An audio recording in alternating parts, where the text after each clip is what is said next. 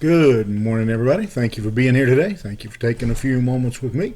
If you want to follow along, we will be in the 28th chapter of the book of Genesis, beginning in verse number 16. I have these words. Then Jacob awoke from his sleep and said, "Surely the Lord is in this place, and I did not know it."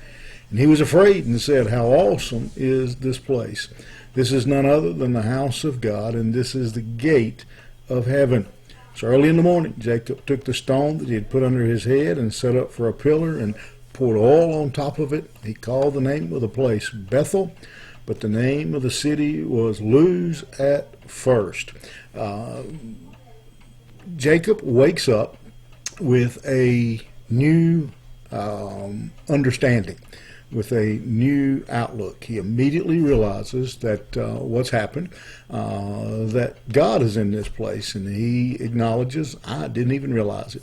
I think if you look at Jacob's life, you can see there was a lot of times that he didn't realize God was in the place just by some of his actions. And sometimes I think maybe we act that way, like maybe we don't realize that God is in the place and that God is watching and sees everything that is going on. Place hadn't changed. He's still in the middle of nowhere. He's still in a desert.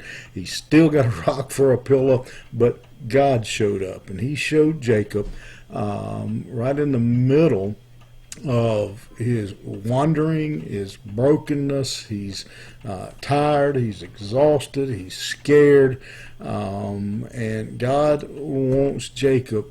What happens with many of us, Jacob has to get to the end of his strength, the end of his abilities. Jacob throughout his life has tried to, and not always wrong, but he's always tried to do things himself. He not saying that all of them were wrong, not like the situation with Jacob and Esau necessarily, but he's always kind of been a maneuverer, a schemer, if you will. And he had to get to the point where he had no more schemes, he had no more plans, and now God could speak to him. And you see, one thing that happens here that makes us understand there is a difference in Jacob when he wakes up from that night is when in verse 17 it says he was afraid. Now, he's been afraid. He's been afraid for some time now. He's been afraid that his brother was going to catch him.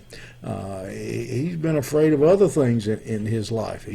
But here he's afraid now of God. What used to scare him doesn't. He said, being afraid of Esau isn't nothing compared to God getting my attention. And so God now has the attention of Jacob. He's got him looking around and got him paying attention. And Jacob calls the place Bethel. Sometimes you may hear it pronounced Bethel. Just depends on who's saying it. Whatever they say, it means the house of God. Jacob pours all over the stone, anoints it, calls it a place, a special place. This is where I met with God. When I got to the end of myself, God got my attention. Wouldn't it be good if we'd learned to listen before we got to that position? Unfortunately, most of us, we find ourselves in that situation. We wait until we're at the end of the rope. There's a saying, you've probably seen it before. We used to see it some on posters. There'd be maybe a little animal of some kind hanging on a rope, and it says, when you get to the end of your rope, tie a knot and hang on. Why do we always wait till we get to the end of the rope? I think is a lesson that Jacob is learning here, and that you and I need to learn too, is let's learn to trust God and be obedient before we get to the end of our rope. I can remember many moons ago, I won't say how many, but many, in the fourth grade, a teacher who I remember her saying very clearly, you've all heard the saying, when all else fails, follow the directions. And she used that quite often. So why do we always wait till everything else has failed to follow the directions? Why don't we follow the directions before everything else fails? Jacob had to learn the hard way. Let's you and I try to do better. All right? You think about it. Have a good day. We'll see you here tomorrow morning.